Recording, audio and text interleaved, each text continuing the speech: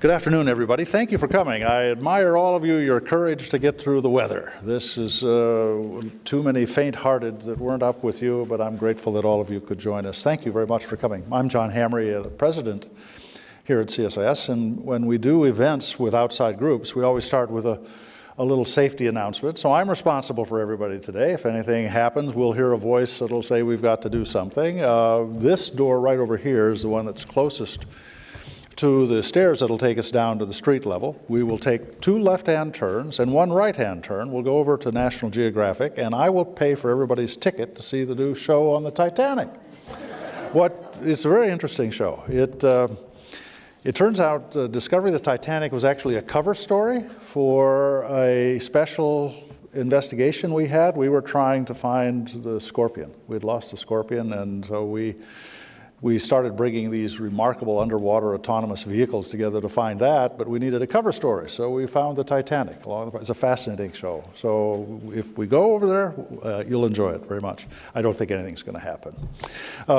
We're delighted to have everybody here, and special words of welcome to Senator Warner. I admire him in so many different dimensions, but this is one of the ones that I have such great appreciation for his leadership, because this is an underappreciated problem that we are facing. It's really Suzanne Spalding that brought this to my attention, and she partnered up with Harvey to give us, the backing of the American Bar Association that brought us together to explore what are the vulnerabilities of the judicial system in America to the kind of disruption that we saw Russia going through against political channels.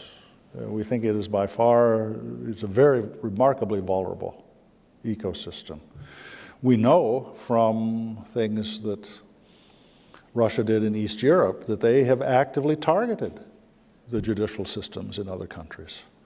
And think about how corrosive that would be in America if we lost confidence in the fairness, the legitimacy of our judicial system. So this is a big, big, big issue. And I'm so grateful that Harvey and Suzanne have been willing to lead on this. I want to say very special thanks to the Hewlett Foundation, William and Flora Hewlett Foundation, and to the Democracy Fund for giving us the resources to be able to undertake this. We've been in dialogue with the Judicial Center. We've had conferences with federal judges to try to get their interest in this.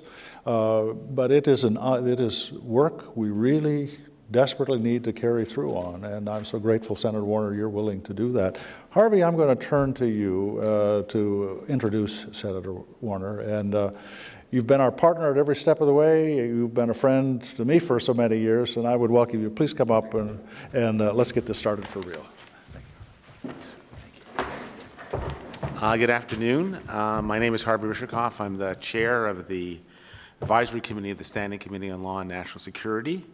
I'm here representing the ABA, and the senator actually addressed our organization about 2 weeks ago, and his support has been extraordinary for us, and I want to thank him again for what he does. I also want to thank John Hamry. I mean, John has been a force in this town for a very long time, and John has a nose for issues that are going to be significant. He's sort of an intellectual hunter dog when it comes to this, and he's been leading CS with an extraordinary talent. And John, thank you so much for what you've been doing for us and what you do for the country. With Suzanne, which John mentioned, we've been sort of going ahead with this project. The senator, as you know, is a graduate of George Washington University and Harvard Law School. He was an early investor in the cellular telephone industry. He co-founded the company that eventually became Nextel. He invested in hundreds of startups and tech companies during his more than 20 years in both technology and business. He has served as the Virginia's governor from 2002 to 2006. During that period, Virginia was rated as one of the outstanding states for both business and public education in the country. He is currently a member of the Finance, Banking, Budget and Rules Committee, but most important for us today, he is also a member of the Senate Select Committee on Intelligence, where he has served since 2011 when he became the vice chairman in 2017. The Senator is known, I think, for both willing to go to deep dives into tough, complicated issues and for working on a bipartisan basis. These are extraordinary useful qualities given his leadership of the Senate Intelligence Committee today, as it's conducted a number of investigations in Russian interference in the 2016 election.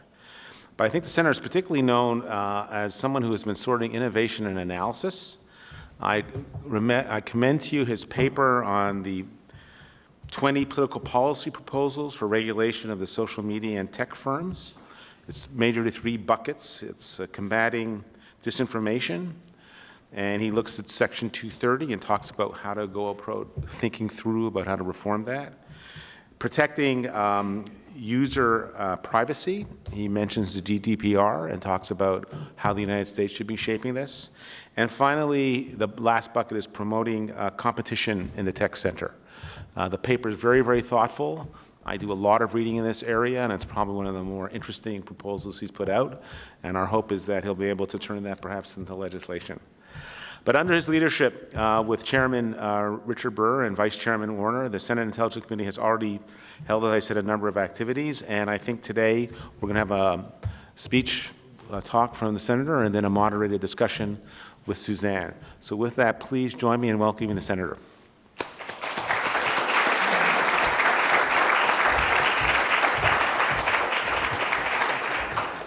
Well, Harvey, thank you for that kind introduction. Thank you for being interested in this critically important subject, for all the good work you do with the Bar Association. Thanks again. I think John has already stepped out, but to CSIS for one more time hosting me on a subject that is near and dear to my heart, nearer and dearer than I would have ever assumed it to be. And again, my great thanks to my dear, dear friend Suzanne Spalding, who came up in the aftermath of the Russian election interference, realized that this assault on our institutions was not confined by any means to our election system or to the run-of-the-mill politics that passes, but also that most of our institutions were vulnerable to this new level of attack in an interconnected world. And I commend very much her good work and look forward to the chance when I'm done with some opening comments to actually turn this into a full conversation. What I thought I'd try to do today is give you a little bit of sense of kind of here we are now 2 years after the 2016 elections, what we know, what we don't know, where we stand in light of the fact that we've just completed midterms on a few critical issues, and I think where this debate goes from here. Let me start with what we know, what happened in terms of what happened on 2016. And just for those of you who are here or who are watching online, if you're thinking I'm going to give away the real answers and all the goods today, not going to be the case. But you know, what we do know is, and I say this in a bipartisan way, because it is the absolute consensus of the Senate Intelligence Committee, which not only is it bipartisan, but when we've got a committee that on the Democratic side includes folks like Ron Wyden and Kamala Harris, and on the Republican side, people like Tom Cotton and John Cornyn, we really span the ideological divide that makes up the United States Senate. And so the fact that we have consensus on 4 of the 5 topics that our investigation is looking into, the 5th one being where the jury is still out around the issues of collusion. But in terms of the other 4 items, we have total agreement. I think it's a significant statement, and I want to give kudos to my chairman, Richard Burr, for his kind of collaborative efforts. So what do we know? We know, one, that in 2016, Russia, in an unprecedented way, massively interfered in our elections in a way that was better organized, better coordinated, and frankly, with a set of tools that caught our political system, our legal system, and in many ways our intelligence community totally off guard. How do they make that interference? Again, it took 3 forms. First, they basically weaponized information that they had stolen through cyber activities. Now, you know, it's not news that countries spy on each other. It's not news that countries try to obtain facts about their potential adversaries. What was different in 2016 was the fact that the Russian services, and both their direct spy services and in many ways some of the activities that were outsourced to a third-party entity called the Internet Research Agency, the Russian services found ways to penetrate both the Democratic and the Republican Party. What they did, though, as opposed to normal spying where they would get that information and hold it for potential compromise, hold that for potential use down the line, they immediately weaponized that information and in a way that was geared to try to help then-candidate Trump and hurt then-candidate Clinton. They broke into, obviously, the Democratic Party. They broke into key advisors that were advising then-candidate Clinton, and in a way that was about as politically well-timed as anything we've seen in modern American politics. They released that information to its maximum benefit, again, to help Trump and to hurt Clinton. Second thing they did was they tested or broke into at least 21 of our state's electoral systems. And in many ways, they left behind what was, I think what I'm surmising right now, but what became, I think, fairly clear was we didn't fully appreciate how vulnerable our election systems were. And I think the Russians probably realized, in terms of jiggling the door or looking in on the voter files or peering into our systems, I almost believe that they were astounded to see how open and vulnerable these systems were.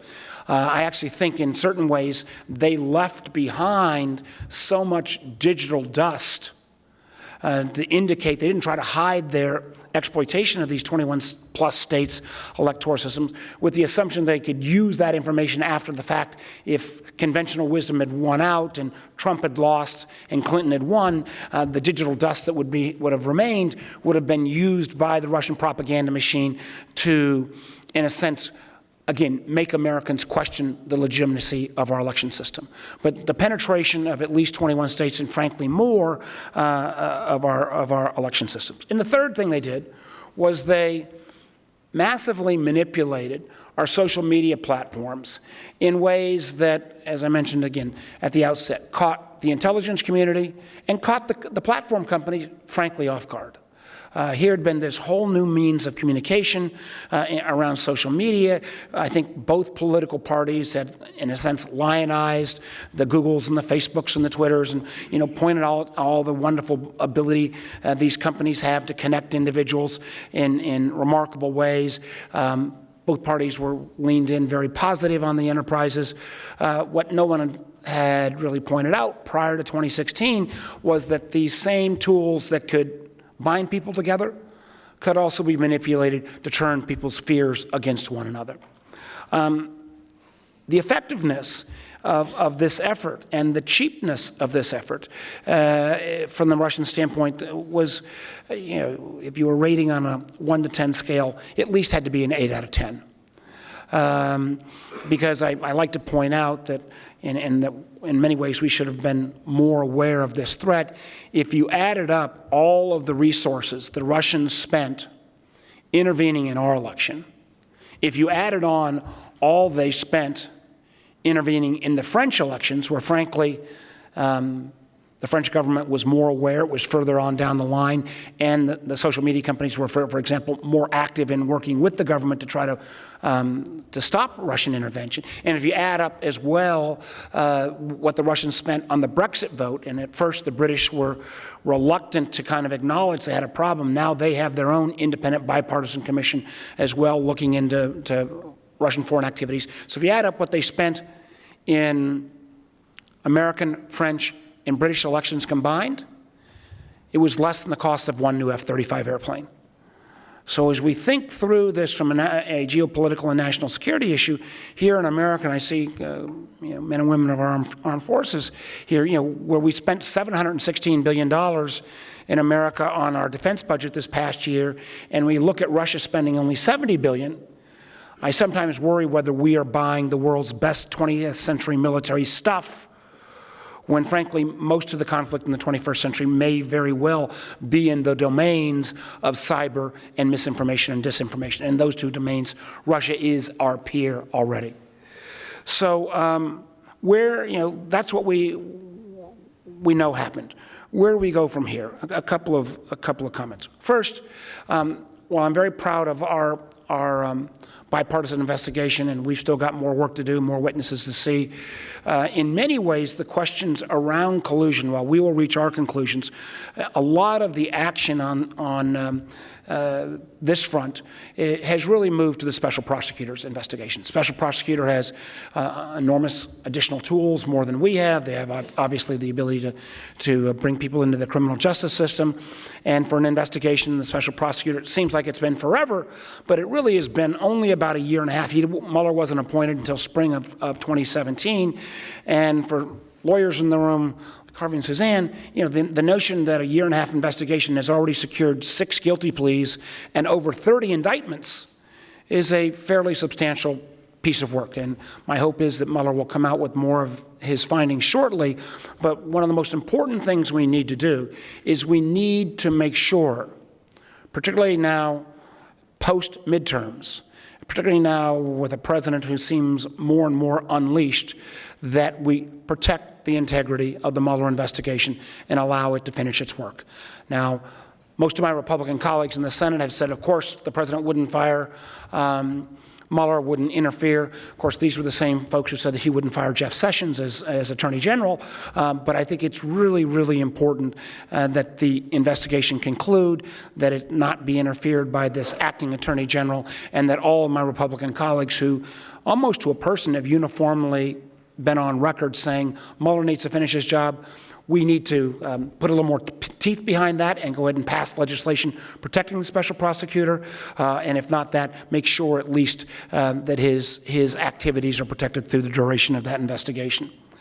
Second thing we have to recognize is the value of this investigation and getting the truth out. Mueller, and frankly, our investigation as well.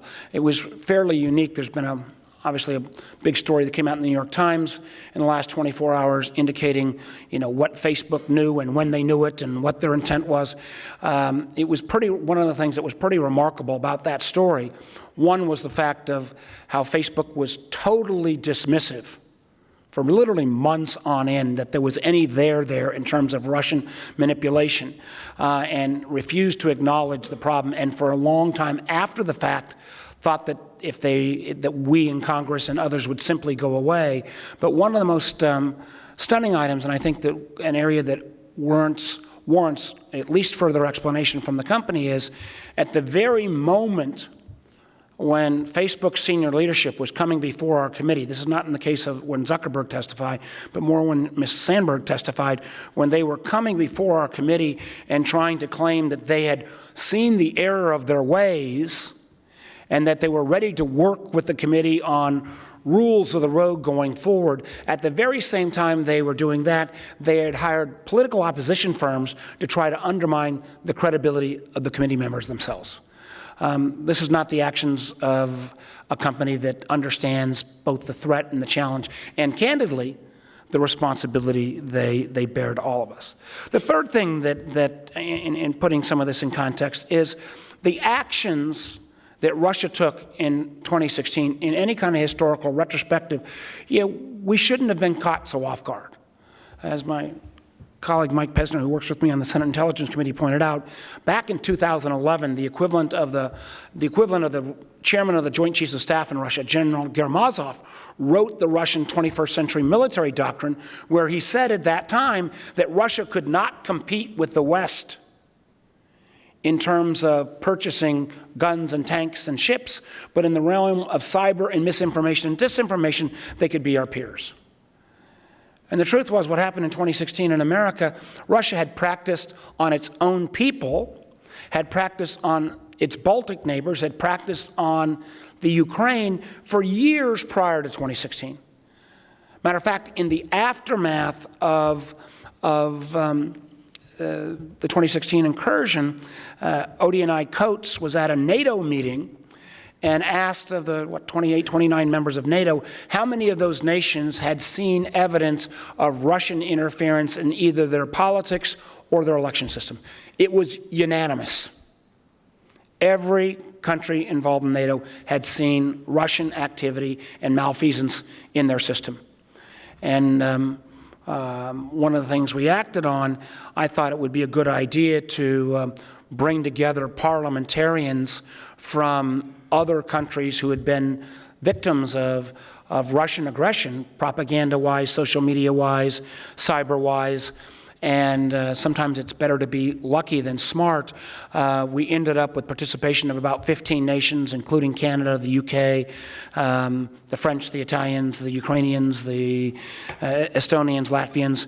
And the irony was the day we convened here in Washington with our allies to discuss this common threat from a foreign power like Russia was the very day that Trump was meeting with Putin in Helsinki. So it was a bit surreal with other parliamentarians talking about Russian intervention, seeing a president of the United States kowtow to a Russian dictator and basically accept the whole Russian line of argument when every one of these parliamentary figures would testify to the fact that what had happened in America had also happened in their countries as well.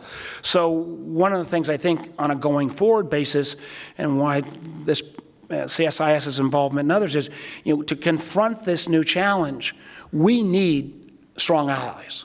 We need an alliance amongst the West writ large to realize this new potential threat in the domains of cyber and misinformation, disinformation. Sometimes those activities are hindered in terms of building alliances when you have a White House that goes out and calls Canada a national security threat, but a president that kowtows to Vladimir Putin, that somehow seems a little out of whack in terms of perspectives. But if we're going to get this right on a going forward basis, we have to make sure that this is not seen as simply Russia versus America, but is really defense of freedom of information, defense of a free press, defense of electoral systems, because at the end of the day, one of the things that's clear, while the Russians had a preference for Putin over Clinton in 2016, at the end of the day, the Russians are not an advocate of one American political party over another. The Russians are advocates of undermining the West's faith in democratic election systems, and frankly, both for external use, but also for domestic use, to be able to point out failings in our system so they can point to the Russian people and say, hey, you see, these Western elections, not so good, not so much better than ours, that's why you need to stay and believe in this system. So I'd like to take those three areas before we move to our conversation in terms of the cyber attack, the election systems, and social media, and give you at least my view of where we are a week after the midterms. First, in terms of our cyber protections and what we saw in terms of Russian interference in 2018. First, we have gotten better. I think the government is more aware. I think our intelligence services are more active in terms of monitoring. I know NSA, CIA, our domestic agencies are all on much higher alert. I think we've tried to spread the word about better cyber hygiene, but I would remind people that even in this 2018 election cycle, we've seen evidence that campaigns were hacked. Claire McCaskill's campaign, for example, the Democratic senator who was up for re-election in Missouri, indicated there was Russian interference. We've seen the indictments coming out of the Mueller investigation of individuals of Russian descent who were both active in 2016 and 2018 in terms of cyber activities. So we have gotten better, but we are by no means in a place where we are fully protected. And if anything, we've seen that the Russian playbook that was outlined in 2016, its cheapness and effectiveness has now been copied by China, Iran, and potentially other adversaries. We also know that one of the most vulnerable spots we have is in cyber hygiene around campaigns. Campaigns by their very nature are startup enterprises. They raise a lot of money, spend a lot of money. You don't have normal protocols. And one of the things that I think we need in terms of campaign 101 in terms of the 2020 election cycle is to make sure that cyber protection, cyber hygiene is kind of built into the fabric of every campaign on a going forward basis. We also, and one area I do want to give credit to the administration for is I think that for a long time in the cyber domain, this would be the subject of a different talk at a different time, is we have lacked a cyber doctrine in America since 2000. So this is a critique I would make of the Bush administration, the Obama administration, and one area where I would give some credit to the Trump administration, because they have changed their executive order about the willingness of America to use its cyber capabilities both on a defense and offensive capability. Because for too long, with our focus on counterterrorism and our focus oftentimes on Iran and North Korea, we have ignored the reemergence of a near-peer adversary like Russia and the emergence of China, to the point where it's been open season in terms of these nations either interfering in our elections, as the case of Russia, stealing our intellectual property in the case of China, and doing so with no fear of retribution from the United States. We desperately need an articulated cyber doctrine where there are norms, hopefully international norms, across the way, so that we can, respond as need be.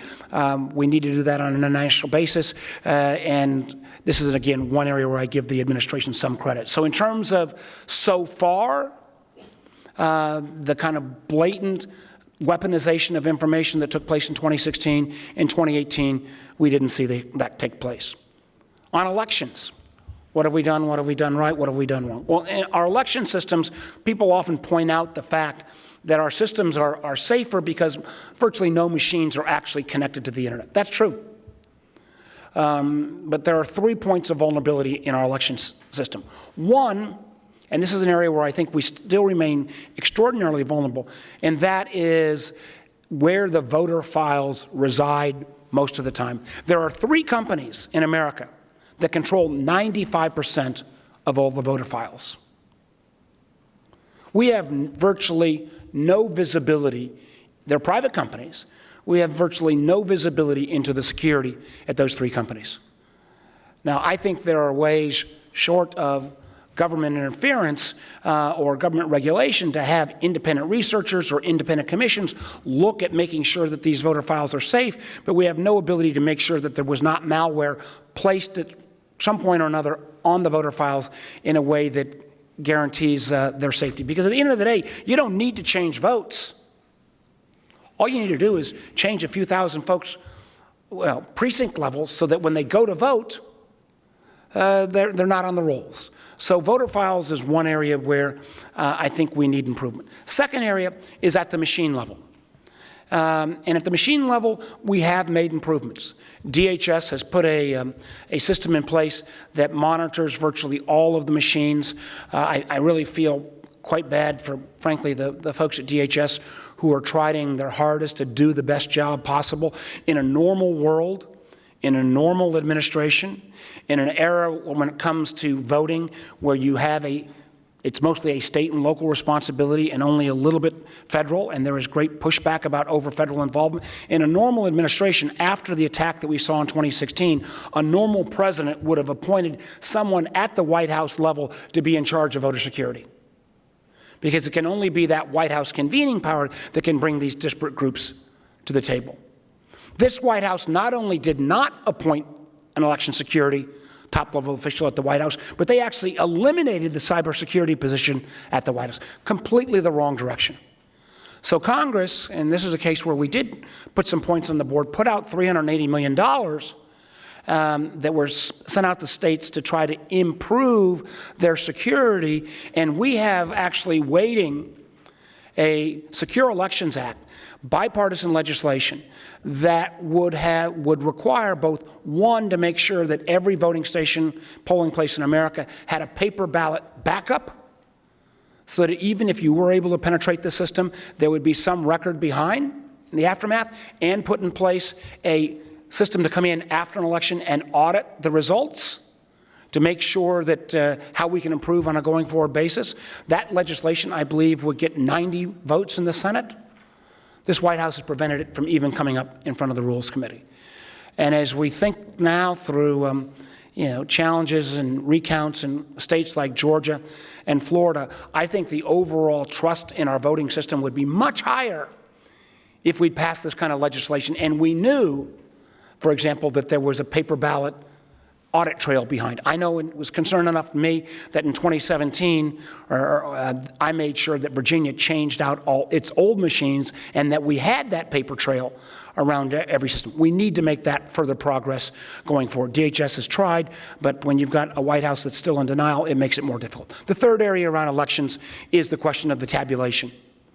And again, here we've made some progress. So in terms of overall election security, I think we are better off, much better off than they were in 2016.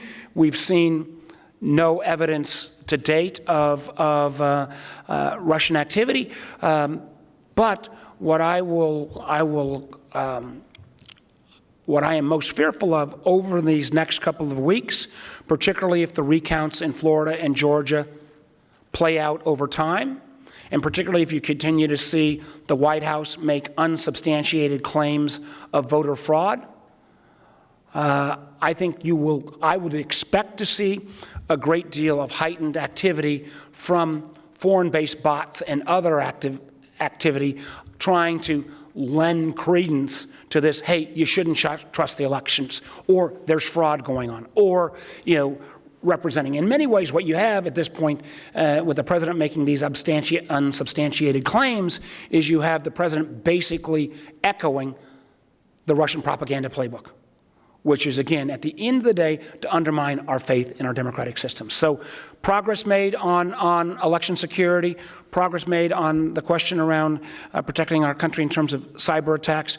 More needs to be done at both the voter file and making sure we've got an auditable paper trail behind all the voting system. Third and final area, and then we can move to the discussion, and that's the question around social media. This was an area that was we were wrong when we started. I presumed at first, when it first became evident that the Russians were manipulating social media, that the way they would have manipulated was through paid political advertising. And to a degree, they did do some. Facebook, Russians spent about $150,000 on Facebook ads, $100,000 on Twitter ads, a lesser extent on Google. But the paid advertising was really not where the action was. Paid advertising was only something to kind of push already existing traffic. Where most of the activity that took place in 2016 and where we have to be careful about going forward is the ability for Russians or other entities to create fake accounts where they try to identify themselves as Americans and then normally don't go out and start a blog on a political subject, but instead go out and start and build a following based upon whether you're an Alabama football fan or a fan of gardening or a fan of cooking, and build up a base and then slowly seed those fake accounts with propaganda. We know already that the Russian activities in 2016 touched about 160 million Americans out of Facebook. Twitter has got, frankly, we're still trying to get the exact numbers, but it's in excess of 100 million. And one of the most disappointing companies' reactions has been Google, which for a long time tried to keep its head down and think that it was going to escape scrutiny. But as more and more evidence came out, one, the fact that they even failed to show up for our hearing, but two, as we've increasingly seen that one of the tools that Russians, and for that matter, foreign agents, or for that matter, people who want to try to radicalize individuals over the internet, YouTube may be the best vehicle of all. And we have not seen the level of cooperation that we need, particularly from Google, but from all three of the social media companies. So where, as was mentioned before, I've laid out, and the good news in this area is none of this falls into Democratic-Republican territory when we think about what ought to be the guardrails around social media. It really is much more in the context of future versus past.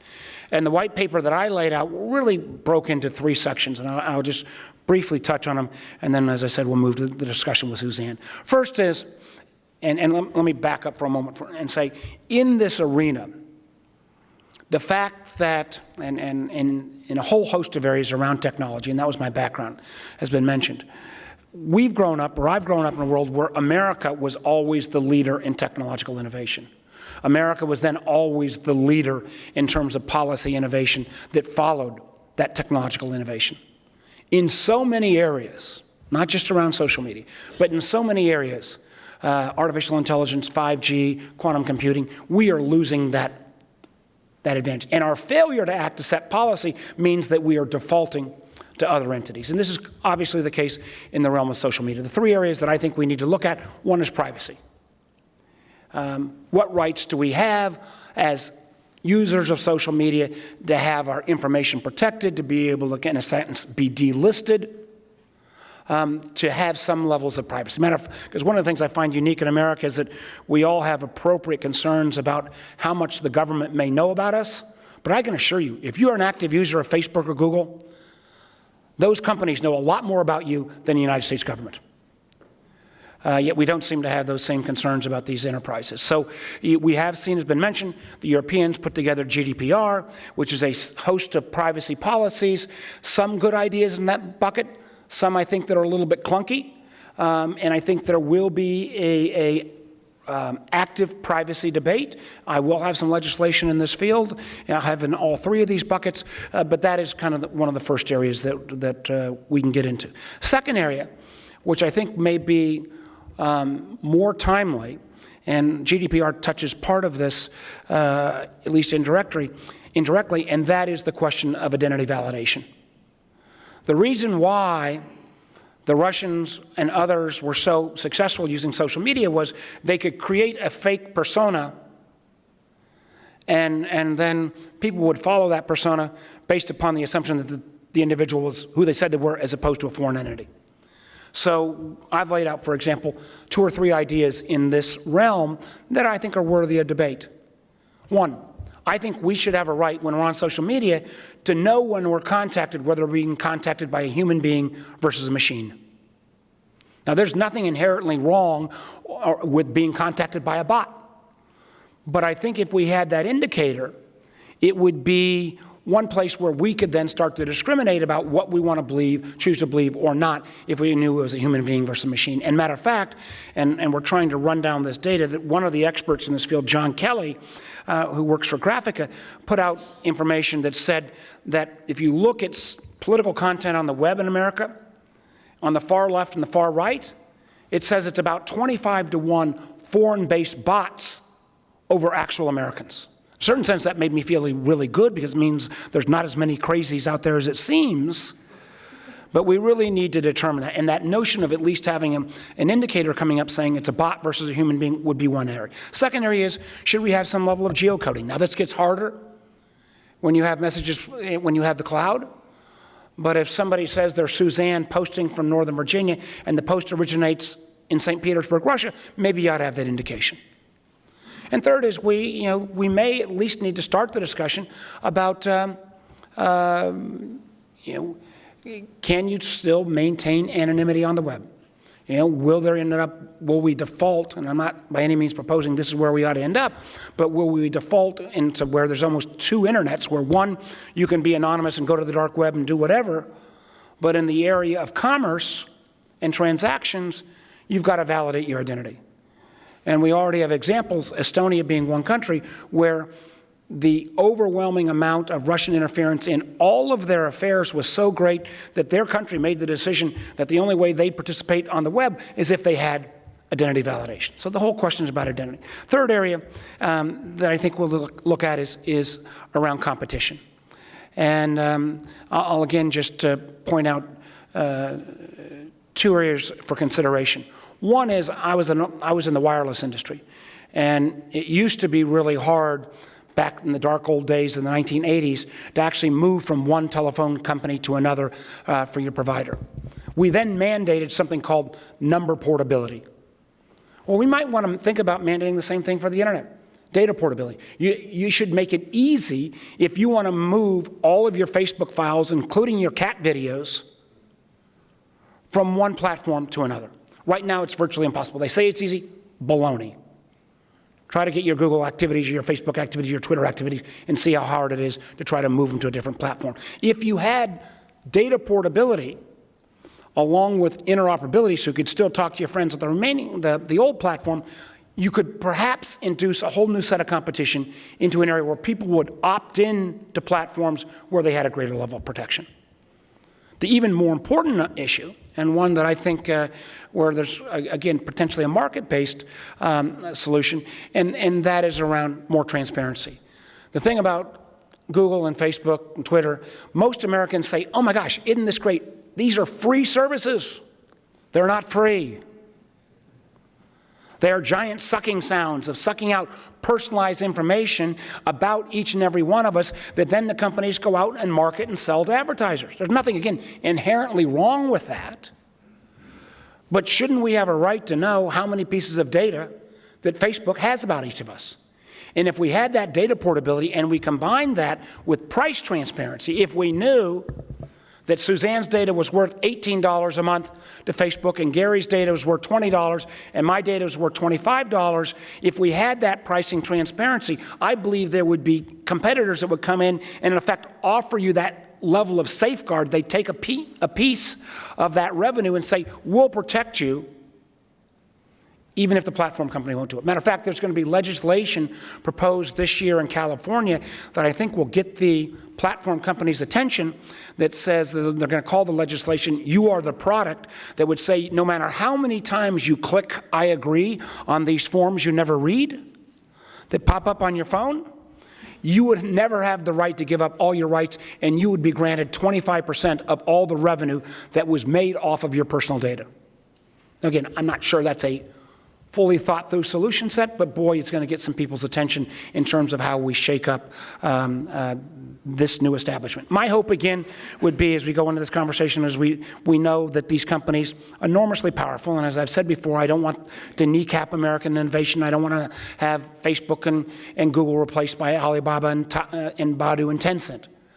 But these companies need to realize with great power comes great responsibility. So far, they have not acknowledged that. I do think that policymakers will have to step in. For all of the companies who said, we're welcome for some level of guidelines and regulation, I'm going to put them to the test come next year. And I look forward to the conversation I'm about to have with Suzanne and your ideas as well. Final comment is just this. We have gotten through kind of 2018 so far, I think, pretty well. But anyone that presumes that this problem is going away, I think misses the point. I go back to my initial comment when I said Russian intervention in America, Britain, and France is less than the cost of one new F-35 airplane. This is the world we live in. This kind of threat, from cyber to misinformation, disinformation, is not going to go away. I think we can overcome it. I think we can wrestle with it. I do think it's going to take more than just an American-only response, but it starts with informing the public. That's my job, and part of the Senate Intelligence Committee's investigation. That's Bob Mueller's job, to make sure that he can point out whether the collusion or contacts did amount to collusion, and both of us ought to be allowed to finish our job, and I look forward now to moving to the conversation with Suzanne. Thank you very much.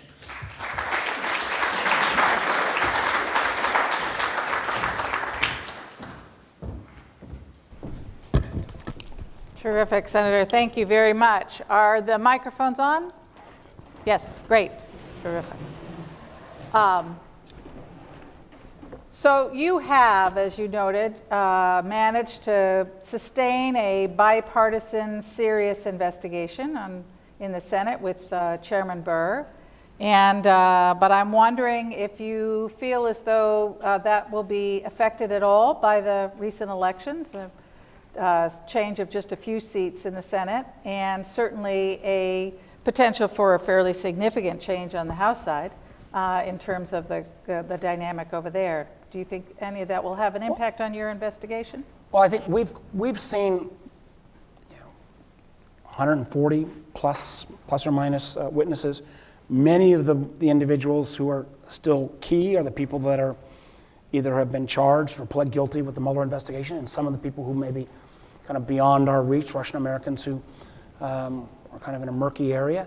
I don't think it will change dramatically. I got to give Richard Burr a lot of credit. There was enormous pressure, I think, put on him by certain allies of this White House to kind of follow the House's lead and, you know, shut down the investigation and say there's no there. He's been good about us staying to our charge. You know, my responsibility is, as the House becomes Democratic and they start their own investigation, is to keep ours kind of on that same tenor of we got to follow the facts, and whatever the facts lead us to, we need then to bring that out to the American public. And one of the things, and I shared this when we were with the ABA recently at an earlier presentation, I think a lot of politics, my view of politics is it's about 60% policy and it's about 40% personal trust. And you've got to trust your partners. And I think he trusts me and I trust him, and I think most of our committee believes that we're trying to do the right thing, and my hope will be that it won't be dramatically affected. Great. I do think as well, my hope would be, particularly since there's going to be a change in the House, and I have no, you know, the greatest mystery of all in the last 18 months, and I give credit to Mr. Mueller, is that investigation has been so leak-free. But my plea would be, and my hope would be, that Mueller could conclude most of his work, at least, before the House changes hands. Because my fear is, if it drags too long, you know, the conspiracy theorists will all come out of the woodwork and say, make accusations that aren't true. So my hope is that we would see product from Mr. Mueller sooner rather than later. Well, and I know you mentioned, you know, how important you think that investigation is, and your concerns about that investigation, particularly in light of changes at the Department of Justice and the legislation that's been introduced to try to protect that investigation. What do you think are the prospects for that legislation? Well, it's ironic that it came out of the Judiciary Committee broadly bipartisan, and the majority leader, Mr. McConnell, said, well, you know, he doesn't see any way that Trump would ever get rid of Mueller, and so we don't need the legislation. Well, that notion that he is not obsessed about Mueller, you only have to look at the president's daily tweetage to realize that this is front of mind. The fact that he, you know, didn't even let a 24-hour period pass before he eliminated Attorney General Sessions. And if he wanted to just get rid of Sessions, he could have very easily put in the Deputy Attorney General. Deputy Attorney General Rod Rosenstein could have moved into that position, would have been, you know, had already been Senate confirmed. Instead, for him to take someone who seems like his biggest asset has been that he is a Trump loyalist really concerns me. So my hope would be that most of, and I think Mr. Whitaker's got extraordinary conflicts that, both in terms of what he said about the Mueller investigation and his activities with one of the individuals who's been at least of great interest to the Mueller investigation. My hope would be that the Office of Judicial Ethics would urge Mr. Whitaker to recuse himself, and if not, all of my Republican colleagues who've said, I think almost to a person, they think Mueller should be able to be continued, so he should be able to finish the job, let them go ahead then and, you know, vote aye in terms of this legislation protecting the special prosecutor. Yeah. So you gave us a great walkthrough of what happened in the 2016 election and your sense of what went on in the 2018 election. Of course, we're seeing Russian-affiliated social media accounts and those that push Russian narratives already. They were jumping in even before the elections on divisive issues like inciting the fear around the caravan coming up through Mexico, but since the election, as you alluded to, with pushing hashtags like "Stop the Steal," you know, and pushing old stories about, you know, 20,000 non-U.S. citizens on rolls in Miami, which were later corrected, but are now being pushed again.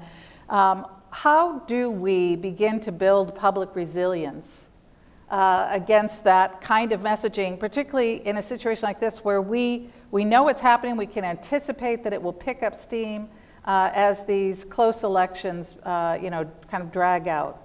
Great question. One of the single most frustrating things I find in politics these days is when I come across somebody and we're having a discussion about an item and somebody says, well, I read it on the internet. Just because you read it on the internet didn't mean that Moses brought it down on the tablets. So this notion of part of our education system on a going forward basis has to be, technological literacy and democracy, so that people become better discerners of information. I mean, again, it's easy for me to say, I grew up when there were 3 TV channels and 1 newspaper, and you believed them all. If you're a young person today, just the volume of information sources you have beating on you is really a challenge. And I think there are things we can learn. I think Sweden, which was very concerned about Russian interference, my understanding, I'd like to learn more, did a pretty good job in advance of their elections recently, and elections even in Sweden, where the country moved fairly far to the right, in terms of educating its citizenry about being able to spot, fake news or false information or foreign intervention. That's why, again, I think identity validation, why I think questions of being contacted by a human versus a bot, although even that is not as easy as it seems. If I send you an email at midnight and know you go to bed at 10 o'clock, so have my email programmed to send at 6 o'clock in the morning, is that a human being sending it to you or a bot? So none of this is easy as first blush, but I think having geo indicators, bot indicators, other things so that people become a little more discerning are steps in the right direction. But I don't think anyone has figured this out entirely, and it ought to be the subject of, frankly, more work from think tanks, from educational institutions, because I could obviously see this problem get worse before it gets better. Again, one of the areas that I think we'll be anxious to see whether Facebook is willing to stand by its words. When Ms. Sandberg testified before our committee, I raised the issue of what's happening in Myanmar, where the government there is basically putting out Facebook posts encouraging its citizens to go kill their neighbors if they're Rohingya, if they're Muslims. And I said, well, does Facebook have a moral and legal responsibility to take down some of those sites? Because they would argue, kind of getting nerdy here, well, they have no editorial review with the exemptions called Section 230. But I give Ms. Sandberg credit. She said she thought they had both a moral and legal obligation to remove that kind of over-the-top hate speech. I think this gets into a dicey area, but I think we are going to have to put some parameters down there, and simply waiting for self-regulation for the companies to determine that without any guidance. And perhaps it could be set by doesn't have to be governmental entities, it could be outside researchers. There's a variety of ways to thread this needle, but thread it we need to do. Well, and you talk about the incitement to violence in Myanmar, but we also see, part of what we're trying to get across is that while everyone is focused on Russian interference in the elections, that their campaign against democracy, as you noted, started long before the 2016 elections. This is part of a long-term campaign to undermine democracy, much beyond elections. It didn't stop after those elections, and it's broader than simply interfering in the elections. And so the project that I'm leading here at CSIS on defending democratic institutions is doing a deep dive on the ways in which Russia is trying to undermine and erode confidence in the judicial system, but really thereafter all of our institutions. And they do that in large part, as we know, by pouring gasoline on flames of division that engulf social media. And that division on social media, we have seen, can incite violence in our own country. Absolutely. And what we've seen so far, in a certain way, I think we'll look back at 2016 and realize how kind of primitive or crude the tactics were with any kind of historical reflection. Because in a way, what happened in 2016, you take the cyber attacks where they hacked into people's personal information and weaponized it. That attack, cyber attack, was really totally separate, may have even been separate branches of the Russian enterprise from the social media attack, which was, again, falsely representing who you are. Where I see the battle merging by 2020 is when you merge cyber and misinformation and disinformation together. What do I mean by that? I mean that foreign power, foreign government, bad guys of any color or hue use a cyber tool where they hack into a company like Equifax. And by the way, we're a year after the Equifax hack, 150 million Americans personalized information with a company that none of us chose to be customers of. And that company has paid zero penalty. Its stock went down for a little bit, but then came back up. There's been no, FTC's got an investigation, there's been no sanction, there's no liability, which we've got legislation to try to fix, but it ultimately will be fixed because we'll have some horrific event take place. But somebody will hack into a data file where they receive personal information about all of us, contact us with that personal information that you open because it knows Suzanne Spalding's mother's name, and instead of getting a post from Mark Warner, you get a live stream video using what's called deep fake technology of a visual image of a politician, of a judge, of a religious figure, of a business leader. And you will make the manipulation that took place in 2016 and 2018 look like child's play. And frankly, probably won't even be in politics at the first round. The ability to move markets, if you had information and you got to 500 major money managers and you suddenly got a deep fake video of Jay Powell making a supposed announcement that was not true. Or I wonder even with Facebook what would say if Mark Zuckerberg's image suddenly appeared announcing radical changes in Facebook's policies that wasn't Mark Zuckerberg. Then you're going to see action take place. But that merger of cyber and misinformation is where the battle's going to move.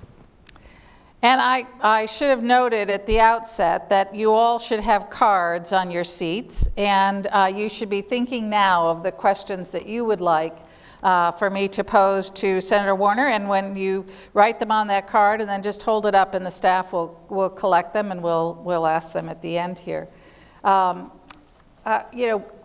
The reference to deep fakes and the emerging with cyber, we started in cybersecurity worrying about confidentiality of information. Those were our earliest concerns, theft of personal information, but also business information. Ransomware attacks began to raise the awareness about the implications of not having access to your data, and I think where we're heading is a better understanding of the implications of not being able to trust the integrity of data that you hold, and this issue of deep fakes is part and parcel of that, and certainly, what we see Russia doing and what we see Putin doing is attacking the concept of truth. And so this is a perfect tool for Putin to use to continue to undermine, whether it's the media or the courts, sources that we think purvey the truth, to get us to where his population is, as you said, where they don't really believe in the concept of truth and they shrug their shoulders. Well, and again, I would argue that is not a Russian-only phenomenon.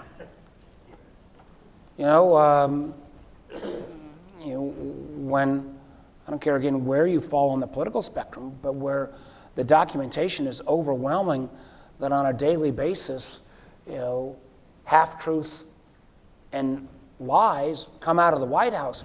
When we accept that as the new normal, we play exactly into the Russian playbook of where they want to head,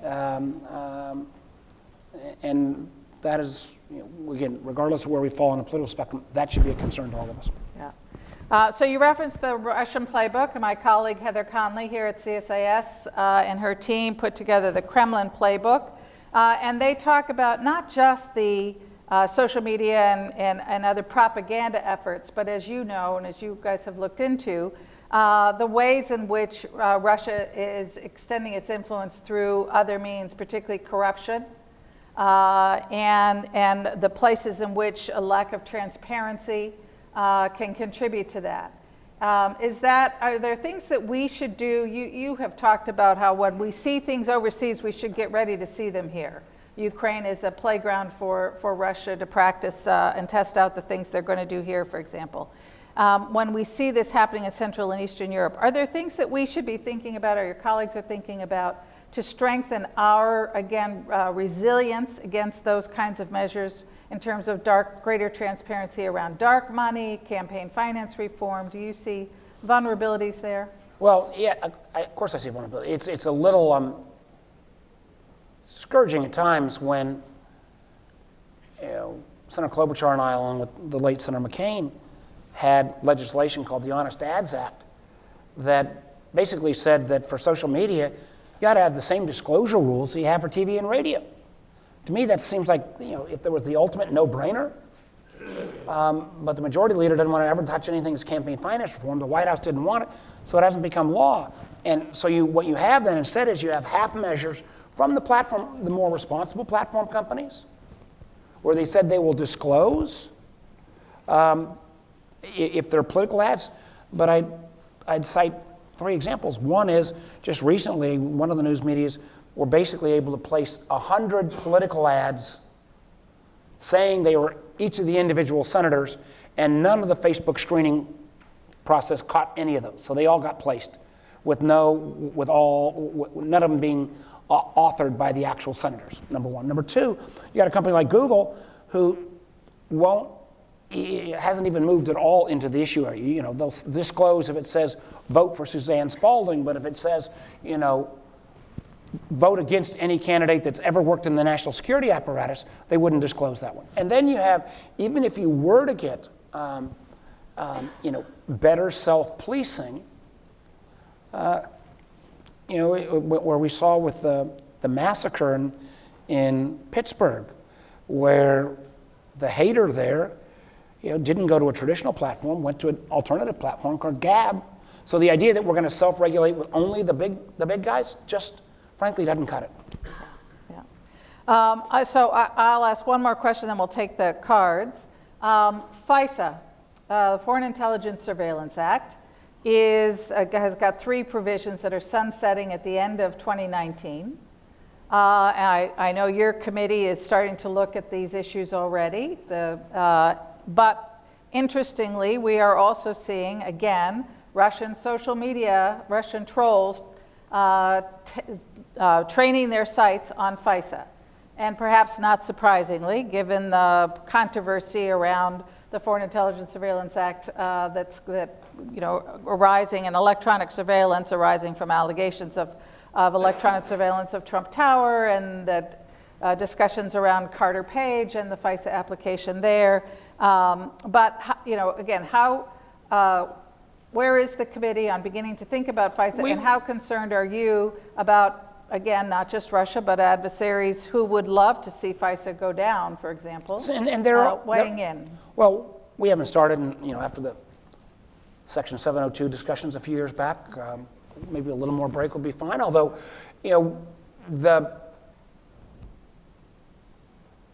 this goes again to having Americans become better consumers of information they receive over the internet.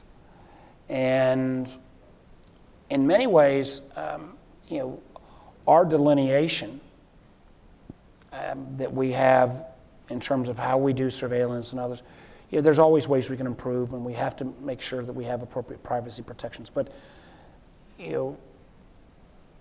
the fact that when Boris creates a fake identity and calls themselves, Gary from McLean, we have a circumstance, as that when Boris is acting in St. Petersburg, the CIA or the NSA will try to follow that person's activities.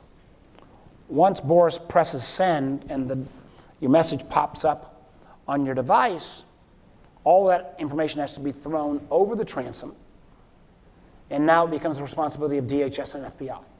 Now, we should have these barriers and divisions. I strongly support them. But the extent to which the U.S. government goes to protect the identities of Americans and not have our external agencies actually look at American identity. I came to this with a relative open mind, and more often than not, the protections really do work. And again, I go back to the point that these enterprises have so much more information about us than USG has about us. And one of my concerns, as we kind of think about this in a geopolitical context as well, is in China, where you have a very aggressive government doing things around artificial intelligence, facial recognition, a host of other areas, and then you have the Alibabas, Badu's, Tencents et al., all sharing that information with the Chinese government. Just the ability that China has to aggregate data in ways that are going to make it exponentially more than what we have is a real challenge and threat, and something, again, that we've not directly answering to your question, but on the to-do list has to be sorted through. Right, right. And certainly among the threats that we need to be thinking about in the context of a debate about what kind of powers the government needs to have to combat those threats. Do we have some questions from the audience? Great, thank you. Okay. We realize the judicial system is under-resourced to put in place adequate cybersecurity measures. Is this a federal or a state obligation?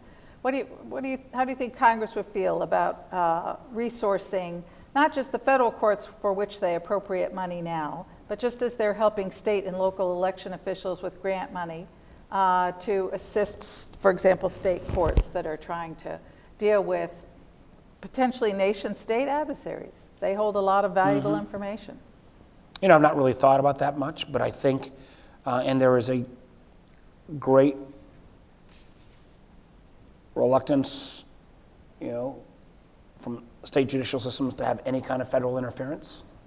But if I can make the analogy to election systems, at first, there was real pushback about the designation made by the Obama administration about election systems being critical infrastructure. But I think as evidence was shown, even some of the most conservative states in the country realized that they were in jeopardy.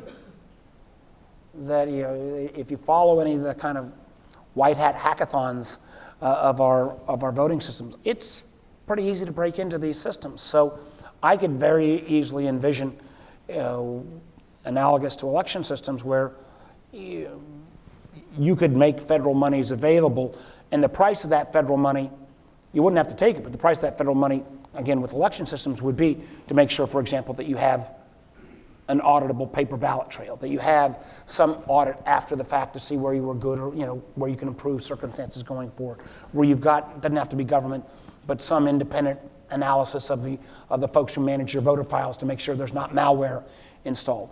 I could see a similar type program, as long as the country come up with some minimum security standards of what state judicial systems should have to make federal funds available that you would only take if you could meet these minimum standards. But that's a, not to again go off on a side tangent, but trying to set standards in this world is really hard. I mean, one of the greatest vulnerabilities our country faces right now is as we move into the world where all our devices are connected to the internet, the so-called Internet of Things. We're at about 10 billion devices right now. We're going to go to 25 to 30 billion devices by about 2021. We have no minimum security standards on any of those devices, from your refrigerator to your microwave to all the things in your car connected to the internet. You talk about dramatically increasing the surface vulnerability of cyber threats, and to try to get industry to agree on what those minimum security standards are, man, it's been a bear. Yeah, well, and within such a dynamic arena, it's really hard to figure out how you might legislate, even regulate, with the glacial pace at which both legislation and regulation. Well, that's where you could set industry. I don't mind having a front-end industry standard with a back end of governmental. I mean, the model, it's not perfect, but the model that's in the securities industry, which has got a great deal of complexity in the front end, where you have a what's it called? FINRA? FINRA as the industry front end, and then you've got a governmental entity in the back end. Maybe there's a model there. Right. Something that's more flexible on the front end. Yeah. Yep, and we've seen that in other contexts. At DHS, we had the chemical facility anti-terrorism standards and outcome-based regulation that included cyber, but based a lot on what the industry had developed as voluntary standards. So we've got a couple questions here about the role of the individual and NGOs and others, given that we're not really seeing a whole-of-nation response being driven out of the White House to the influence operations, and that the social media platforms, your sense is they're making progress, but maybe can't be expected to take this all the way. What is the responsibility of the individual here? And it is interesting, as we've been doing this work and talking to folks, you would think that simply telling them, look, this came from Russia, might be enough for them to discount something that they read or an event that they've been invited to. And what we've seen is that's not always the case. So again, what is, how you talked about civics education. Is there, do we have a need to kind of re-energize the American public about the value of democracy, why we should care about this, why it makes a difference? Absolutely, but it almost has to be done not in a 20th century frame, but more in a 21st century frame. And it needs to be, in a sense, digital civics education. Because we're not going to change the notion that people are going to become enormous consumers of information, generally driven by your personalized device, and that's going to only get more challenging as it goes along. So how do you become better consumers of information? It's hard. It also needs to be returned, and this is one of my grave concerns about this White House, is that, there's never been a president of either party that's ever been as loose with the truth as this White House. And if you create that as a new normal, once that genie comes out of the bottle, you can't legislate and say, we're going to go back to where facts were really facts. And I don't think any of us have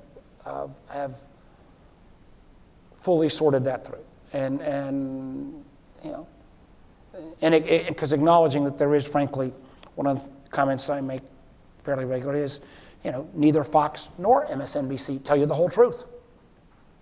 But it's easier to default to reinforcing views, and how you encourage Americans to become consumers of views that don't necessarily fully align with what they think is a really knotty problem, but one we got to figure out. Really important. Yep. Thank you, Senator.